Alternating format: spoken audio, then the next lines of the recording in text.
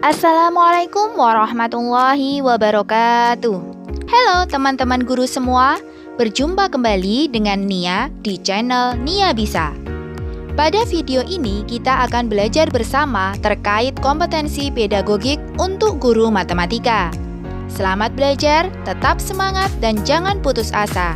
Semoga kesuksesan senantiasa menghampiri kita semua.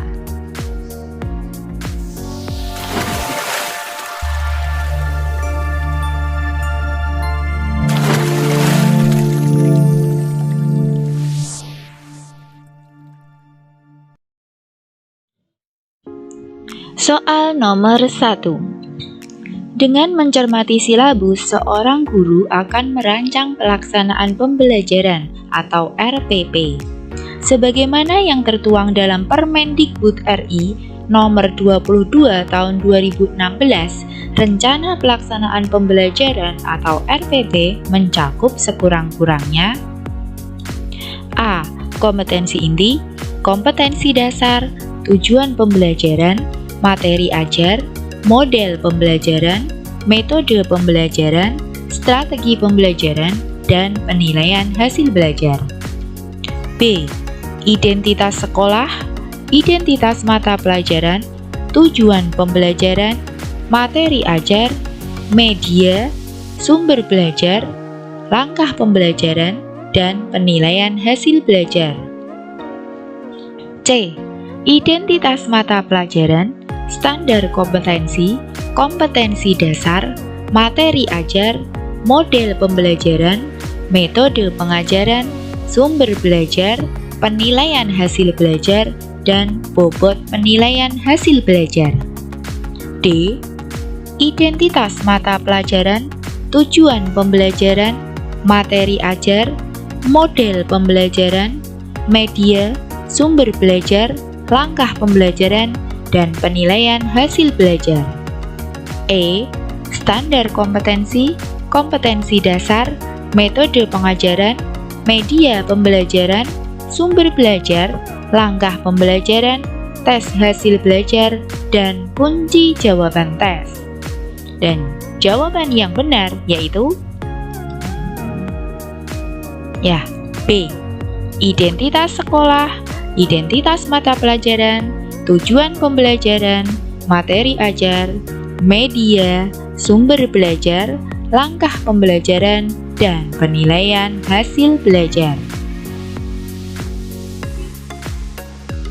Soal nomor 2. Jika guru memberikan penugasan kepada siswa yang bertujuan untuk mengukur kemampuan dalam menghasilkan karya tertentu dan dilakukan secara berkelompok, maka jenis penilaian otentik yang tepat adalah A. Penilaian kinerja, B.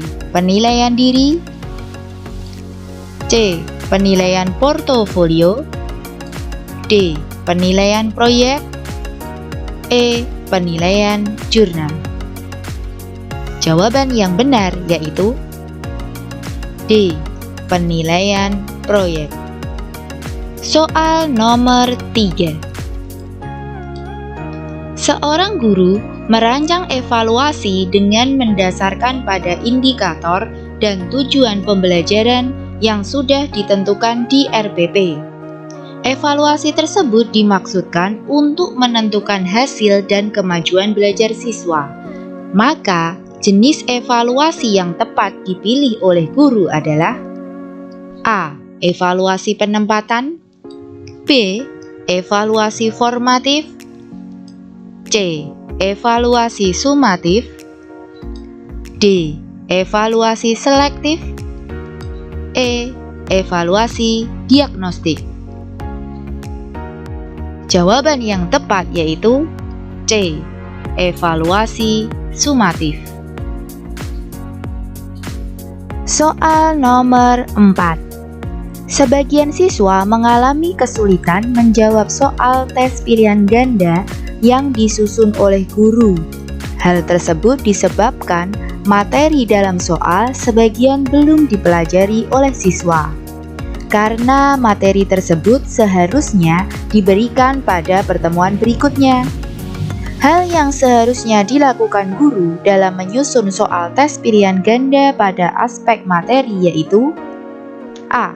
Butir tes tidak tergantung pada jawaban sebelumnya. B. Soal harus sesuai dengan indikator. C. Panjang rumusan pilihan jawaban relatif sama. D. Pokok soal harus dirumuskan secara jelas. E. Pilihan jawaban harus homogen dan logis. Jawaban yang benar yaitu B. Soal harus sesuai dengan indikator. Soal nomor 5. Perencanaan pembelajaran yang menekankan pada proses keterlibatan peserta didik secara penuh untuk dapat menemukan materi yang dipelajari dan dihubungkan dengan situasi kehidupan sehari-hari, sehingga mendorong peserta didik dapat menerapkan dalam kehidupan mereka. Pilihan strategi pembelajaran yang tepat yaitu: A. Discovery. B. Problem solving. C. Kooperatif. D. Inquiry.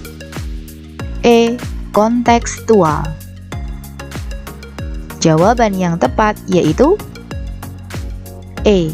Kontekstual. Soal nomor 6. Upaya merancang pengayaan bagi peserta didik yang mencapai ketuntasan belajar optimal tampak dalam kegiatan guru sebagai berikut. A. Memberikan tes tambahan dengan tingkat kesukaran lebih tinggi. B. Diberi soal serupa untuk memastikan tingkat keberhasilan belajar. C. Memberikan tambahan sumber bacaan yang lebih mendalam dan tingkat variasi yang tinggi berikut instrumen tesnya yang sesuai. D. Memberikan tambahan materi berupa sumber ajar dari pengarang yang berbeda. E. Diberikan materi bahan ajar yang lebih tinggi tingkatannya dan mengerjakan soal-soal yang memiliki kesulitan tinggi. Jawaban yang tepat yaitu E. Diberikan materi bahan ajar yang lebih tinggi tingkatannya dan mengerjakan soal-soal yang memiliki kesulitan tinggi. Soal nomor 7. Dalam kegiatan penilaian otentik, banyak model yang dapat digunakan. Pada suatu penilaian, seorang guru meminta siswa untuk mendemonstrasikan tugas belajar tertentu. Bentuk penilaian otentik tersebut merupakan contoh penilaian otentik berbentuk: A. Penilaian diri. B. Penilaian proyek. C. Penilaian antar teman. D. Penilaian kinerja. E. Penilaian portofolio. Jawaban yang tepat yaitu D. Penilaian kinerja.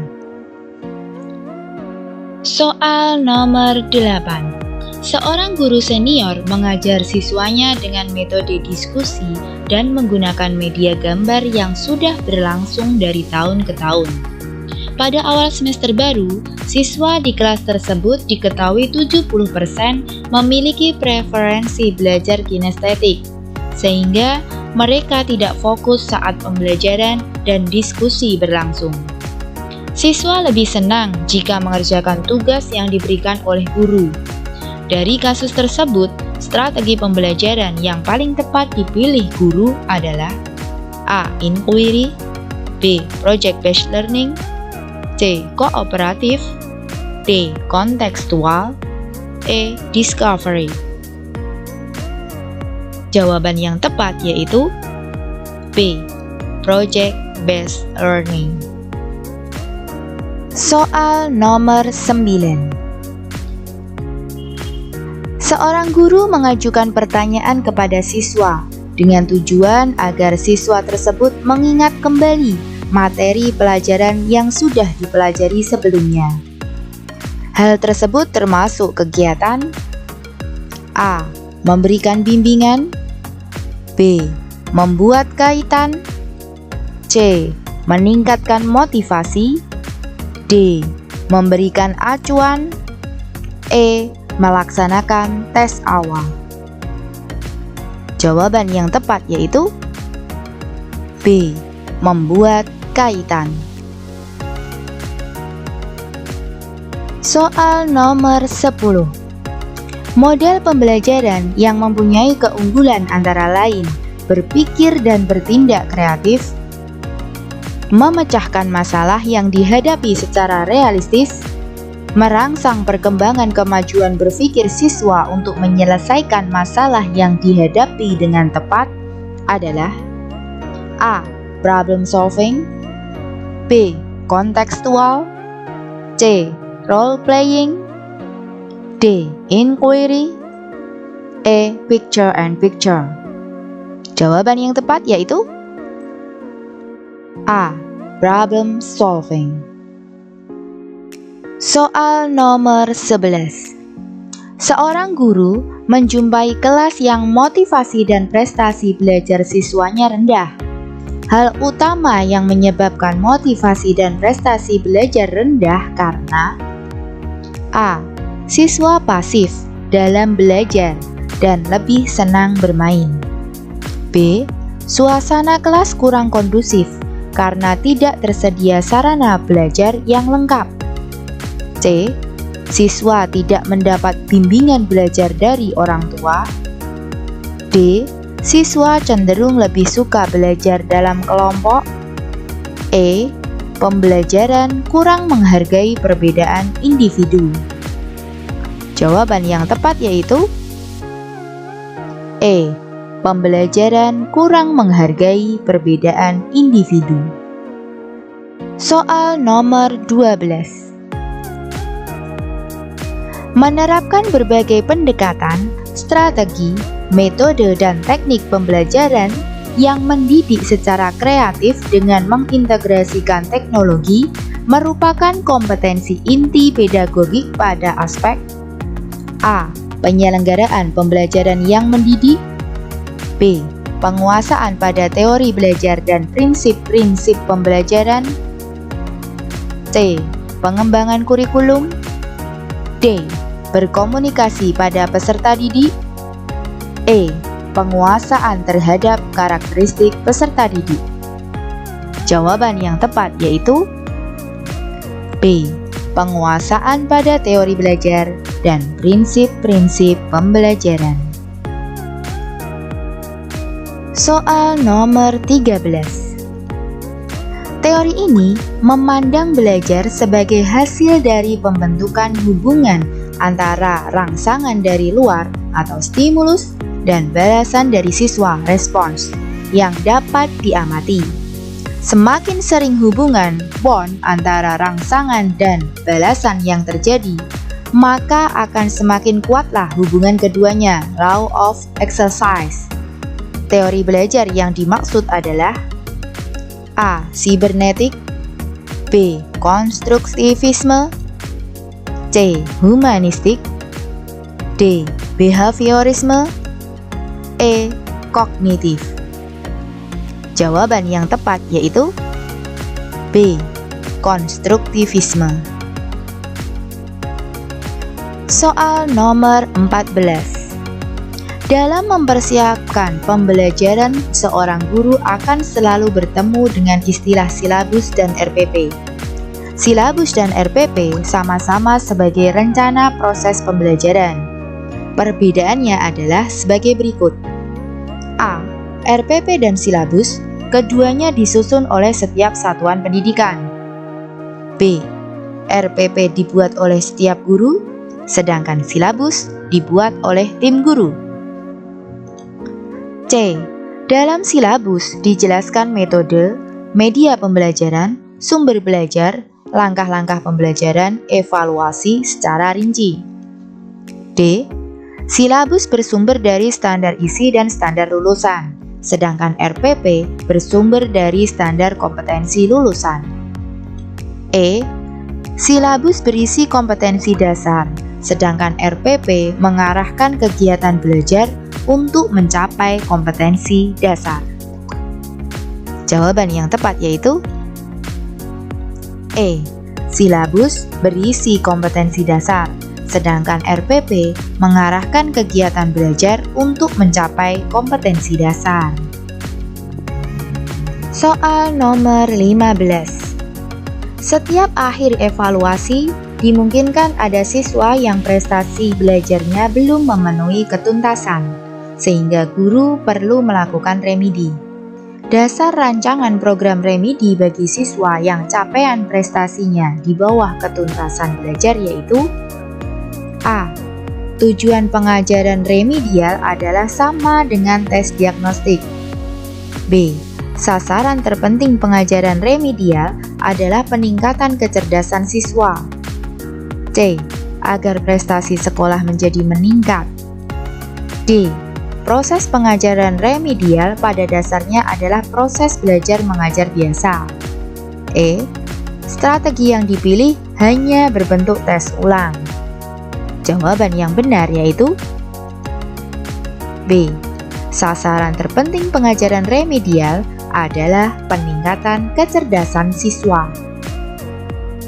Soal nomor 16. Seorang guru menjumpai kebiasaan belajar yang kurang tepat yang dilakukan oleh salah seorang siswanya, sehingga kesulitan dalam mengikuti pelajaran. Langkah awal yang tepat untuk mengatasi kesulitan belajar demikian yaitu A. Tunjukkan akibat atau dampak kebiasaan belajar yang salah terhadap prestasi belajar. B. Berikan kesempatan kepada siswa untuk mendiskusikan aspirasinya secara rasional. C. Ciptakan iklim sosial yang sehat antara guru dengan siswa dan antar siswa di dalam kelas. D. Berikan kesempatan memperoleh pengalaman yang menyenangkan atau memperoleh kesuksesan dalam belajar meskipun prestasinya minimal. E. Susun aturan dan batasan-batasan dalam proses pembelajaran. Jawaban yang tepat yaitu B. Berikan kesempatan kepada siswa untuk mendiskusikan aspirasinya secara rasional. Soal nomor 17. Berdasarkan data hasil evaluasi pembelajaran tentang menyelesaikan masalah yang berkaitan dengan teorema Pythagoras, ternyata hasilnya tidak maksimal. Dari 30 siswa, dinyatakan belum tuntas sejumlah 15, sehingga mengikuti program remedial. Sedangkan yang dinyatakan tuntas sejumlah 15 orang mengikuti program pengayaan. Kegiatan pengayaan untuk 15 siswa dapat dilakukan oleh guru dengan cara A. Diberikan bahan ajar berupa modul. B. Memberi tugas mengerjakan lembar kerja siswa. C. Digabung dengan siswa yang belum tuntas ikut remedial. D. Melanjutkan materi pada KD selanjutnya. E. Mengadakan pendalaman materi terkait dengan KD tersebut. Jawaban yang tepat yaitu E. Mengadakan pendalaman materi terkait dengan KD tersebut. Soal nomor 18. Faktor yang penting dipertimbangkan oleh seorang guru dalam melaksanakan diskusi pemecahan masalah pada proses pembelajaran adalah A. Jumlah peserta didik yang mengikuti pembelajaran. B. Motivasi belajar siswa. C. Ruang yang tersedia. D. Rumusan masalah yang harus didiskusikan. E. Waktu yang tersedia untuk melaksanakan diskusi. Jawaban yang tepat yaitu D. Rumusan masalah yang harus didiskusikan. Soal nomor 19. Setiap kali di akhir pembelajaran, seorang guru akan melakukan proses penilaian. Sebelum guru menyusun soal-soal untuk menilai hasil belajar siswa, manakah yang pertama kali harus dipelajari? A. Kemampuan awal siswa. B. Indikator pencapaian kompetensi. C. Karakteristik siswa. D. Buku sumber yang digunakan. E. Kurikulum dan silabus. Jawaban yang tepat yaitu indikator pencapaian kompetensi. Soal nomor 20. Di dalam proses pembelajaran, para siswa dihadapkan dengan situasi di mana ia bebas untuk mengumpulkan data, membuat dugaan atau hipotesis, mencoba-coba trial and error, mencari dan menemukan keteraturan atau pola, menggeneralisasi atau menyusun rumus beserta bentuk umum, membuktikan benar tidaknya dugaan itu. Hal ini merupakan penerapan teori belajar A. Kognitif, B. Konstruktivisme, C. Behaviorisme, D. Sibernetik, E. Humanistik. Jawaban yang tepat yaitu